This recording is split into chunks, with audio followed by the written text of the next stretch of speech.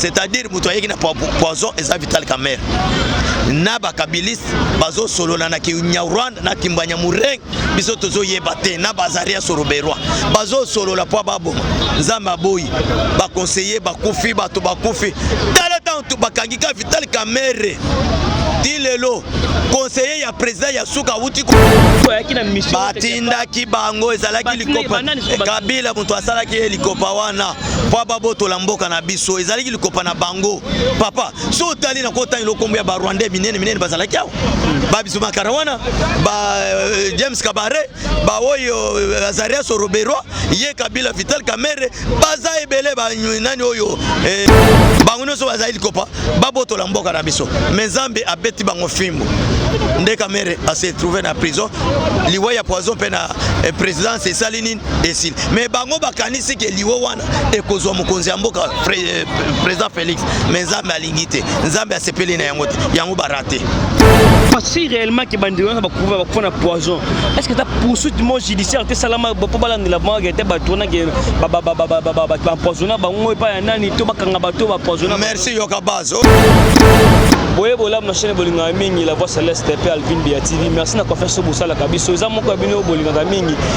ezaka ya Mr Cob na kata Kinshasa toujours na magazine yoka base presque kundula kama batama na yoka base to beta toujours actualité mboka na biso ndele yo to yaka na kata 10e na limité devant temple la démocratie to beta masono ba mboka par rapport à toutes les actualités politiques à mboka na biso. J'ai le réel plaisir de recevoir Pasteur Ali mon a 12 ans nane to beta masono par rapport à actualité politique à mboka na biso lelo na kata Kinshasa na kata Congo de République démocratique du Congo John Numbi asu na kata mboka na biso te aza na kati ya Zimbabwe. C'est ça la grande question na John Numbi abimi na mboka ndenge nini qui a facilité la tâche à mon mboka John Numbi abima mboka pourquoi on a quatre émissions et la grande question peut venir biso par rapport à liwo ezali na kati ya présidence nani azali koboma ba proche ya Fati est-ce que la kanzambe moko boma mukolo boma lisuté est-ce que la Covid-19 ni la koboma mukolo boma lisuté c'est des grandes questions bato batuni to ba poison mais ko tiela bato ni la koboma bato to ko développer on a pas ta ko pesa ma révélation par rapport à tout ce qui s'est caché na kati ya likamboana gouvernement personne malko ne peut pas makalate awa par rapport à la répartition à poste aux obéta personne makele na kati ya mboka qu'est-ce qui se passe aujourd'hui 5 postes aujourd'hui 2 postes et misi mutu est-ce que tu mets un régime passé on tombe dans le régime Fati Beton beaucoup découvrir la carte émission merci na badon sur la confiance merci na papa Lomi Congo lisanga toujours bien Lomi merci na Jassitezen mama Congo une chanson patriotique na senga batnyo so bolinga magazine ka base aller écouter cette chanson parce que les agents nzembo oyo ba embeli bana mboka amand kamande sima caméra akofunga chapeau te baneko nyonso bazola na ngai ba mon invité na ngai lelo Pasteur Ali mon 12 ans mbote papa mbote vananga voilà et moi j'entends ba nyonso bazola na yo oui moi j'attends zate comme ko pesa kanda makasi oso totali 37 ans d'élite ya kokufa que lelo tolia comme subuzoba to kokisi lelo 39 ans yango na kopesa réponse na yoka base puisque yoka base ndé sala ka base yoka base ndé sala que to koma libre lelo to telema wa ba cameraman baya ba journaliste baya to solo la tolia to panzana sambalanda yo na sima sabasa la fracture yango wana ozomona Pasteur Ali abimisi makambo ezo benga mana minito tozali na kombo ya ono du père et du fils et de cet esprit ça va nda mutuna na yo kitoko makasi Moïse bamona kaina bana Israël nzambe mais bamoni nzambe à travers Moïse yango wana biso pe na RDC na konyokoma ya ba Rwandais oyo bazo kima na kokoma na développement oyo bakimi oyo ngai Pasteur Ali mwana 12 ans botala jina komi nazali so na ina 12e mawa aussi sport ke nenda ko il faut liso pai bakokanga ngai bakoenlever ngai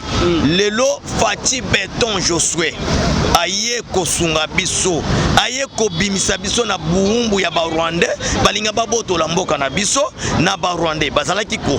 tracasserie le kaki mingi ko beta ko enlever ko violer lelo esili na nzela ya Fati Beton président de la République yango wana nga nazo benga ye au nom du Père et du Fils. C'est-à-dire, Moïse c'est Papa Tshisekedi, Josué c'est Félix Tshisekedi. Yango wana président Félix, tozo monela nzambe à travers naye puisque a sauvé biso na koboma na kokofa. Kaleva kimi pambate, numbi akimi pambate, kaka biloko tamba moni nzambe atendeli biso musungi yango wana bakimi. Voilà, c'est ça la grande question bandi bazotuna. La fuite ya mona mboka John Numbi ozaki général à 4 étoiles ba banga na kata mboka oyo. Qu'est-ce qui se passe pour bima ya kata mboka na kata Zimbabwe? Ni zo le kama na mboka. Ezali les mêmes oiseaux. Soto bengi pigeon vert, pigeon noir ezaka ndenge moko. John Numbi akokima te, akokende pa ite Zimbabwe ya lola te. John Numbi po akima il faut kende na Zigida. Asomba javel ya 50 francs amela kufa wana esile ndenge sa vimbi ya bimboma mais tellement kimia ke Zimbabwe suka bakozwaye alandi ndenge muninga na ekalev mutondo abatami bango bazalaki ba intouchable na mboko oyo bango bazalaki banzambe ya Congo na bango na Kabila yokende kotanga kombo ya Kabila mais John Numbi akoboma yo tala nanu liwa ya bundu ya Congo yango ebomisa Shibeyat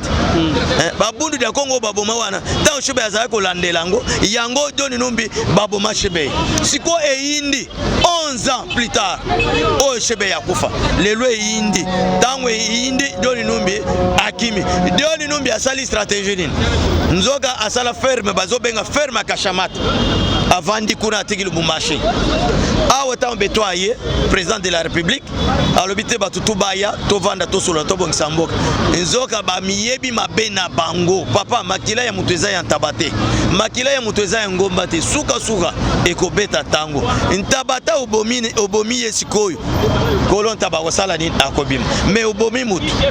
kolo mutu wana nzambe abima yango Numbi asali batali na minama na bango ba Rose Croix ba ekari batali tutu balobi akobika amoni anakobika te nasala ini na tiepwa Numbi a tiepwa toboyi te toza la vérité na yoka base Numbi 18 bazana mbongo ebene soki na minute ako rompre na $100,000 akokima te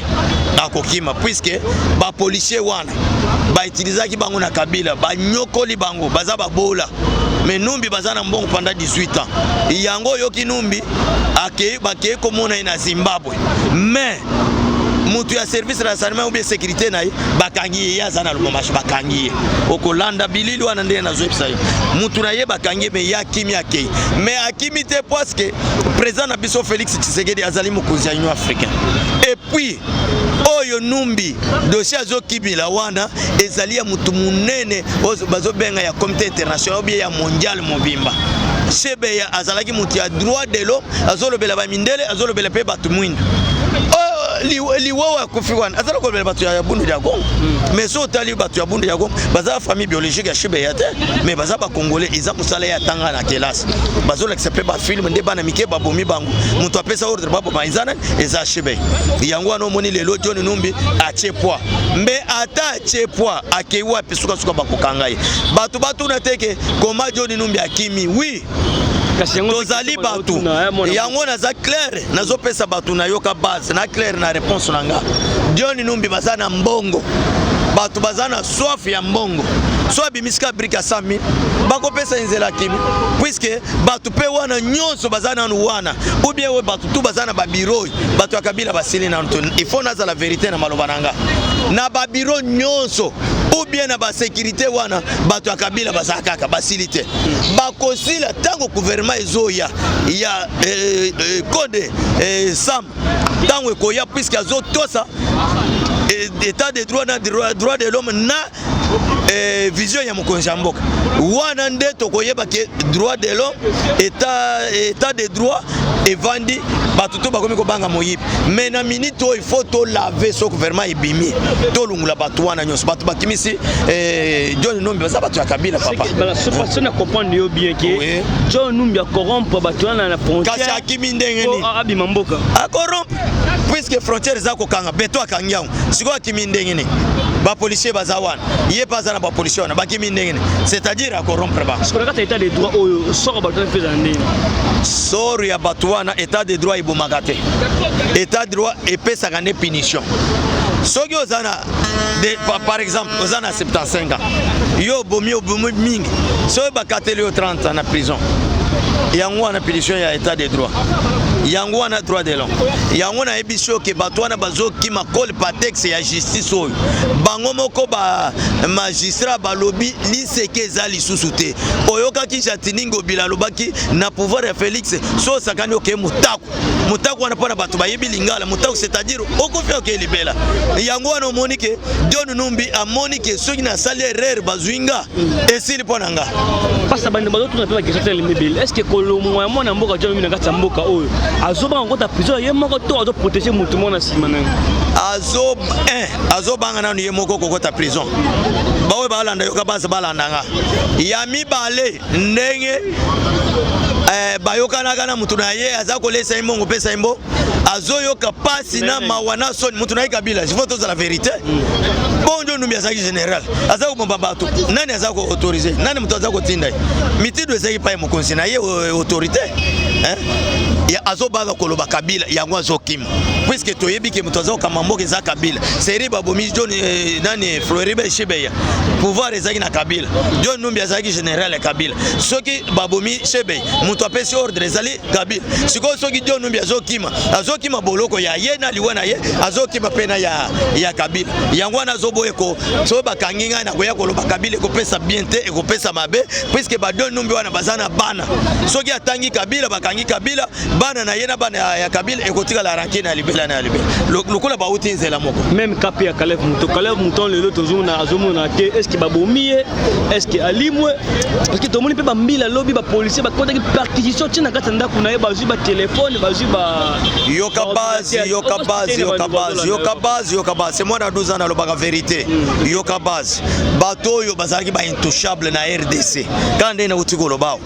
lelo so bomoni Kaleva akimi abatami yaza na Kishasa abatami est-ce que mutune zaki mutulukula Kaleva numéro 1 na air ya Congo oazako boma oazako tchana kobwaka na mai akokima melelo akimi ça dit beaucoup ndenge wana tango Kaleva basololaka tango Kaleva akimi ndedi oni Numbi alobi les uines étaient les uines mutu les uines makako les uines boloko Bwamukulu nkuja njila ndenge wera alobaka ke soki olie eloko yambwa préparer mbangu yango Kaleva prépara ki mbangu ewo ipedo Numbi amoni aye moyen sate papa pouvoir vendre to moni Kaleva kimi omoni pe John Numbi akimi John Numbi général o soki ayena 10e telemi na ngambo kuna pesi ordre yo konyata na micro na yo te oko telemate ya na ngai so moni biso ba mona 12 ans tuzana makasi lelo to telemi ebele bakoti mabele grâce à Nzambe 37 ans d'élite bato babomi banyokoli biso za Kaleva na John Numbi so moni bazoki mabaoki mapamba te bayebi soki bakomika na justice moye babiga ezat ata lobi ndenge nini Kaleva na John Numbi ata basambi na lolemu ya ba ange bakobika te bakokota kaka prison puisque babomi koleka na démon Netolobi au nom du Père et du Fils c'est que di mwana na Tshisekedi mukolo Simon Kimbangu azali prophète oyo batu mwindu bamuna tondi mapenzambi ya mama Kimpafita Zambia ya baindu puisque batu bayeko déranger biso makasi pasteur ezana des colonels mo ya FARDC ba déserteur déjà bakomi ko recruter ba jeune mo étranger libanda oke bosala bitumba na Beni alors que ba soda FARDC na biso qu'est-ce qui se passe dans la armée na biso kozongi sanga na Beni te bena kozongi sa base lokula olobi Beni ezaki na ngona bitumba te Beni ezande ba miyibi ya koyiba minere na biso papa na ngai yoka base olingi na lobambala boni breve monani ambassadeur ya Italie akufi oyoki soir na ye o balobaka ke mwifi wa fuku chukumbi chambuju c'est-à-dire nini moyibi akekufa na ndako ya bantaba akepo yiba ntaba asali akufeli kuna guerre ya est za guerre provoquée pona moyibi oyo zomona bato wana ba RDC bakolinga te ba Congolais bakufa baza ba Rwandais balati teni ya RDC ya FARDC o comprendre ezali ba Rwandais balati teni ya FARDC Rwandais motema na mabe mais nazo biso yoka bazoka bas ngana lobaka vérité o balanda mwana 12 ans mutulukula ka mwana 12 ans na kondi mayo Congolais okufa babeto masasi ou bien na penzana masasi bona beta te batwana bazaba Rwandais balati ndete ni ya FARDC yango nde bakreaka guerre po bayiba minere ndengo yokipe parc Virunga balingi bayiba pétrole kona fachi beto avandisi masolo kuna za carré wana bazaba FARDC zoro bwana bazaba Congolais te bazaba Rwandais mais na parc Virunga ba trafic d'armes pe comme ça makuna to yipe bakangi pe batukuna ba responsable mais ba responsable te ba Rwandais na minito na utuko yebisoke kabiliste basili na RDC te na ba bureau nyonso na ba frontière basali na zamba basali tozo bunda gouvernement soki ya gouvernement soki te gouvernement ya Sama Lukonde ebima to benga na batuwana soki oyebi opo oyeba ke masolo na zo ebiso eza ya solo tala na biso to luke recensement basango bazo luke élection et recensement et salamité yo zo question est-ce que vous êtes congolais ou à congolais ah oui mais pas ça bande ko botuna ba question tellement belé par rapport ya mokonzi mboka otiko yamba madame Bintou Karubi Keita oza moko ya Monusco. Est-ce qu'il n'y a pas renouvelé confiance dans mokonzi mboka ke ba longo na observation ba continue maintenant sur une intervention que ba neutraliser. Est-ce que tu penses vraiment que na kati ya Monusco le groupe bien que m'appelle pas peuple congolais pour débiter ma STC? Merci Yokabas, merci Yokabas. Ngai na zaina Angola ba bengana Monusco na Angola. Na zaina Côte d'Ivoire ba bengana Monusco na Côte d'Ivoire. Ba na Congo. Lukula ba komi sikoyo na intervention. Et loko tuzalaiki koluka yango wana. Jamais yoko ya oza oye pas intervention. Siko bazo boma batu yo vandi o kangika maboko. Est-ce que ezani yango moni eye nini po ina ibisoke bato bazolo ba ona zolo bono di pere de fils ezama be lukuta. Mutuka Monusco ekweyaki. Tant to yoko tala na kati ya mutuka to moni minere plein ezoken. Nzoka ba vieux ekenda na minere puisque ezaka sans contrôle. Mituka ekenda na minere sans contrôle. Guerre wana ezai provoquer lukula Monusco siko akomi mutu ya défense pona ko défendre tondimi total la yemboka mobimba et total la yembula mobimba. Lukula président Félix Tshisekedi Tshilombo na vision oyo biso no sotozo lana. Soki ke vision na balandi vision mbula mobimba tomoni ke oui ba côté la vision na tokoni Monusco avant. Mais soki tomoni bazaka na lolenge na bango ya koyiba minere bazo ko intervenir te wana umukamate papa. Wana umukamate bakende. Basta ba devait avoir une question par rapport à l'analyse par rapport à la présidence de la République. Qu'est-ce qui s'est passé que Batbako fait tel mais apparemment lui ont katanika mbala mongo. Merci Yokabas. C'est passé Ralimona 12 ans. Yoko sakati na lobby boye. Lit ou bien Kaban ezalaki baboma Félix. Soki omonaki ndeko Kabere na otanga kombo akangomaki na président Félix ayaki po bomaye mwana 12 ans na oloba bongo so moni ndeko Kamera akangomaki na président Félix ayaki po bomaye po oyokaki ntamwe mwamba balobi akusala 2 mois te poto akusala 6 mois te exemple ta wa vieux ezikaki omoni bato bamela ba champagne eliko lakisani eliko lakisa bayaki po baboma président Félix mais babosani ke mwana bilaka akufaka te étoile ya mutu ezalaka partir ya libumu mama na ye nani ayebaki ke président Félix akoma président biso nyonso yebaki président Tshisekedi mais tala to sutuka boy président Félix c'est-à-dire mutu ayeki na poison eza Vital Kamerhe na bakabiliste bazo solola na Kinyarwanda na Kimbanya Mureng biso tozo yeba te na Bazaria Soroberwa bazo solola po babo nzamba boy ba conseiller bakufi bato bakufi tala tantu bakangika Vital Kamerhe dilelo conseiller ya président ya suka wuti kokufa fumu sabat o ya simanangai na chemu kongo na 11 miriako o te wuti kokunda kala mingi o ya lox nde akufi po ya zala ko telemena Kamerhe makasi fumu sabato azala ko telemena Kamerhe makasi mutu asuki banda fumu sabato akufi balia biso na ba cobra bato bakufi na poison muto atikaki poison eza Vital Kamerhe wana tokochama na moko te Kamerhe ayaki poke ya bomo na moko est-ce que ezaki na batindaki to ayaki na mission batindaki bango ezalaki likopa Kabila muto asalaki likopa wana po babotola mboka na biso ezalaki likopa na bango papa so tali na kota ilokombo ya ba Rwanda minene bazalaki awo ba biso makara wana ba James Kabare ba oyo Azarias Robero ye Kabila Vital Kamerhe baza ebele ba nani oyo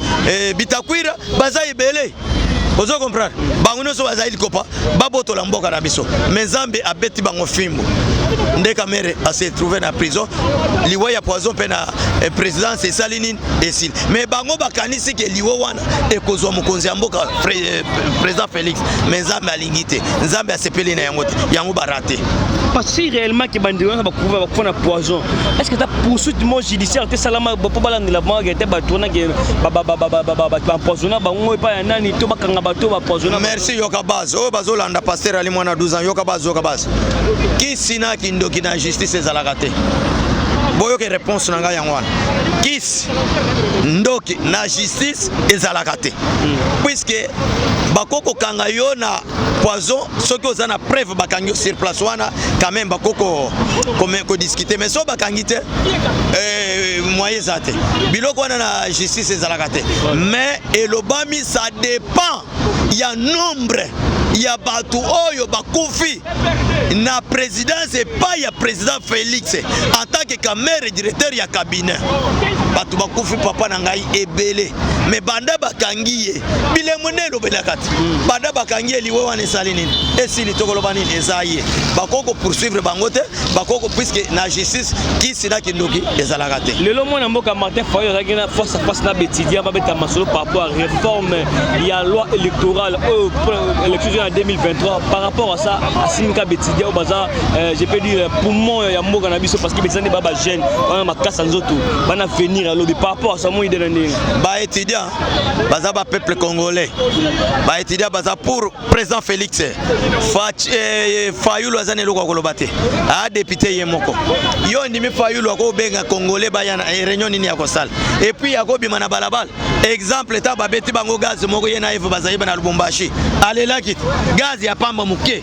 mais so babeti o babetaka biso ya kotelema Fayulu réponse na ngai ya mwana 12 ezali Fayulu ezali boy ndenge tozana yo soki obeti ngai yo za mwana muke obeti nga mukolo bitumbesila kate lokula Félix abeti na élection bitumbesila te yango azana eloko ya koluka te ya koloba te azana nyongo ya ba européen ya mbongo ya defa azana nyongo ya Moïse Katumbi na Jean-Pierre Bemba azongisila bango ba mbongo na bango wana eza black azosala kutu biso mona zero mboka ye intérêt mbara mboka village na izaka wapi papa leki na mama leki bazalaka wapi osomona bango baleki na ye bazalaka wapi oyo yebisanga yo kabasa tozo sala commentaire te tozana fraternité tozo ba vérité banda toloba biloko oyo soki mutu ya mayele lukulanga na kende kolekisa village natala nanga na kolekisa ta papa kulutu papa leki soki bakufa na kolekisa ta mwana ya papa leki ou bien papa kulutu yaya ta mwana moko to mwana ka défense a défendre kate ou bien o bakosaka ngai mwana ya leki ya Fayulu yeyu ou bien nga mwana ya kulutu ya Fayulu ezalaka te Fayulu aza étranger Fidèle Mbongo bakonza 5 ans balobi baza prêt pour l'élection 2023. Est-ce que aujourd'hui on a des menaces vis-à-vis ya bakonza mboka batorité mboka to basala on a souci ya peuple congolais qui ba aider que pas aller veiller pour la 2023 élection zali. Fidèle Mbongo aza souci ya peuple congolais ta. Balingi peuple congolais ba kufa basila. Ba souci ta. Talanga mwana 12 ans. Ngai natanga ofele. Fidèle anatanga Mbongo atanga pe ofele. So Félix président abandi ofele za ya lelo te e bandakal. Comment bango bazoluka élection sans recensement? Po tozalaka mbutu na ba étranger nyonso. Lelo étranger awa Sénégalais moko ou bien Burundais moko. Asia umelia. Ba 5 témoins. Akena na quartier pesi bana Mbongo. Ba yena wame na bureau ya vote. Bo témoigner baza 5 o mwana ngasi o mwana kuluto bo est-ce que dire mutu ya biro akoyeba te akoleka to boyi biloko wana tozokende na recensement mutu nyonso azala na village natala na ye na carte na ina ba papa leki ba mama leki toyeba ke village oyo ya bateke na biso ba uta wapi village oyo ya bantan ya basingombe ya baluba ya boyi na boyi toboyi eloko wana ambongo bazoloba bazomilobela bakokoka te eloko shole na mbongo bazoluka bango moko bakokimaka na mboko oyo mokolo mosusu zamba atala nsima bazobundisa nde président Félix mais bazoyeba ke président Félix aza na matoyi azoyoka azomona ambongo mpo akoma cardinal moto asinyaka se président Félix mais oyo bazobundisa nde président Félix baobundisa biso te mpo biso tokambama na nsima ya mokonzi ya mboka yango wana nayebisi bango lokula baekole na bango bazozwa esu mbongo te bakomi kobundisa mokonzi ya mboka lokula baza bato ya bandundu tribalisme ezokotela bango balingi babundisa mokonzi ya mboka mokolo moko bakokimaka mboka oyo lokula kaleve na numbi bazokima wana tozoyebisa mbongo mokonzi bakokima bakobosa na mboka oyo po so tosiliki totomboki tokoyeba te ke aza cardinal lelo apanzi catholique eza su na bato te bato bakomi na baeglise de réveil tala Kimbangwisi ya papa Simon Kimbangu prophète ya bato mwina na mama Kipafita tala ndenge bato batondi kuna tala nanu Kimbangu ndenge aza na bato est-ce que catholique aza su na bato Fondation Mapong basine partenariat na église catholique pour na école privée l'école ya bango catholique est-ce que tu penses vraiment qu'il n'est pas bana miki batana na école catholique bako peut pas bénéficier na grâce ya catholique enseignement mokonzi mboka to bango catholique bako bénéficier puisque bampo wana ezali stade ezali hôpital ezali université tozo zwango nyonso na l'état ezozonga ba fidèle mbongo catholique ba espace wana bazwaka ngo fele basomba te bazwaka ngo fele eza ya l'état bana wana bako bénéficier et puis biloko nyonso ekozonga na maboko ya l'état na ba enseignant bako bana kozwa ba salaire na banque ekozali sute agent payeur na maboko bote nazo ebisoke mboko ezongi ezui vrai dirigeant nyonso baosala kuya ya pamba bakoka yete voilà question suka par rapport de JTP kalate bas na lebiso awa bata seni bata catholique bangi ba bisa monseigneur Mosengo comme président ya seni pour diriger besoin 2023 mo indela eko simba te oya boma papa Tshisekedi na 92 na union sacrée zaye asi akoli yake na retraite eko simba te union sacrée bana na 92 papa Tshisekedi muto abomango ezali Mosengo wana eko simba te nanga yebisi bango boye machine etikala na Corée eza na maladi nani akende kozwa machine aho makambo élection eza te muto azoluka élection akozwa te biso pe tolobi bo candidat na biso na seni passer mukuna umela mukuna wama muwetwa chintunga ye wo soki oboyi recensement kende Brazzaville kende Rwanda bakosambwa awo tiba kubima mukila recensement kaka élection na RDC ikel veut parce que le gouvernement peut ni bloquer le gouvernement parce que le gouvernement bima jusqu'à présent rien ne marche jusqu'à présent alors que le premier ministre il y a un mois passé qui est pas mon conjamour quand ils connaissent ils ont bloqué sortir gouvernement est bloqué balela ke premier ministre a bloqué abimaka te kaka na yoka basa na ebisaka bino ebimaka te gouvernement ezobima na président Félix Tshisekedi et a malemba te eza ya ebimi lelo lobi ekufi ubi ebimi lobi bakomi kofinga te azosala eloko na sagesse te utaka epai ya Nzambe et puis azotala na vision na ye nani akochawa bamiyibi te batrahiraka bato te oyo bazoya mpo na mabubu na bango oyo bana na bango na basama bazoya mpo na kosunga fati na bapeuple congolais tozala kimia exemple yoka so aza na Bukanga Lonzo na 2 mois masango ebimi ya kosakana te zela bokomona yango sikoyo yokende koloba ke woto kende élection wobo bazokale gouvernement boy na boy te papa Mbozo azosala mosala e oyo bachilukwepo azosala mosala masolo ya suka eza na Félix Tshisekedi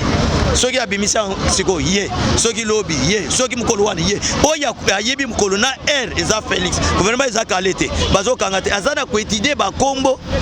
po bato mabe nyonso balunguli bango azana koétudier bakombo yo obenga mwana 12 ans po abimisa gouvernement lukule ba sage ya bazoba te yango wana ozomona azana koningula ke nabimisa gouvernement balunga yo sepelanga na sepela ya sepela parce que bande ma suka émission na biso soki bande wa ko retenir quelque chose na passage na yo lelo kaka chaîne na biso ba retenir passage na nga ke bala na nga bien tozui frère et tozui vrai dirigeant président Félix Yami Balé tozui justice à Malunga ya misatu tozozela gouvernement ye moko Félix nde akobimisa. Pourquoi na lobi bongo gouvernement ya Malunga soit justice ya Malunga ekimisi ka lève mouton ekimisi nani ba intouchable ba général Numbi tangu batu wana bazalaki aweske bakokima yango wana bozala kimia. Congo ezongi na maboko ya Congolais, ezongi na vrai dirigeant, ezongi na 100% Congolais. Akendaki zando alobi ke ngana akendaka zando na mama ezalaki boite. Yemo kwa sala. Lelo abimisi eloko mususu babenyango chilejelo. Asali nzela na terre jaune. Ezokende kobima na Kasangulu. Kombo ya nzela wana chilejelo. Chilejelo ezana chiluba. C'est-à-dire na Lingala, Ndakisa, na français exemple. Yango atiki trace. Kabila atika trace ya kuluna na ba machette na ba cravate na mais Mobutu atika trace ya palais du peuple, stade Kamanyol na Inga Shaba pont ya Marshal. Yango pe lelo mukonzi ya mboka Fati Beto azot ayena trace apesi yango kombo chilejelo. Nzela izo banda terre jaune Kasangulu. Moye bato bakende lisusu côté ya Ipene bato ya koto ezate bakobetaka mbala moko bayena ville aw. Yango wana. Mon téléphone pe mbote bato su. Oui, mbote surtout bato batungisi ngai pona yoka base. Crispin na Chikapa yoka base yeyo. Crispin na Chikapa yoka base yeyo. Oh. Marke Chibasu Kande na Tanganyika yoka base yeyo. Marke Chibasu na Tanganyika yoka base yeyo. Sacré Mbuyamba na Kisangani yoka base yeyo. C'est passé rali mwana 12 ans. Awa sikoyo. Okoloba nini? Tozaliao. Okoloba nini? Bisoyo. Numéro ya téléphone. Oh, you know so balelaka président Ali Emmanuel. Ah.